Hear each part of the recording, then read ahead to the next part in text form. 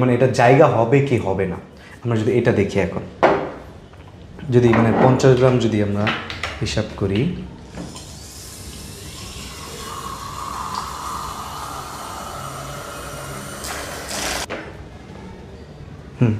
এখানে 50 গ্রাম আছে।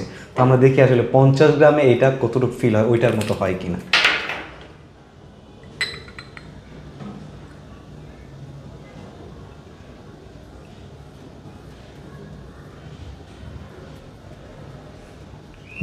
এই দেখেন, আমি এখানে 50 গ্রাম যদি এটা দেই, তাহলে এই যে দেখেন এখানে অ্যাপ্রক্সিমেটলি আরও, এখানে 50 গ্রাম যদি আমরা দেই, এখানে আছে আর হচ্ছে 8 গ্রাম বাকি আছে। এখানে মাত্র 42 গ্রাম ধরেছে। 50 গ্রাম থেকে এটা হচ্ছে 50 ml এর বোতল, এটাতে মাত্র 42 গ্রাম ধরেছে, আর এখানে এখন 8 গ্রাম বাকি আছে। আর এইখানে দেখেন আমরা যখন বেকার গ্লাস দিয়ে, এই যে বেকার গ্লাস দিয়ে যখন আমরা মাপ দিয়েছিলাম 50 গ্রাম, এখানে আরও একটু বোতল দেখেন যে ফিল হওয়া এখনও বাকি আছে।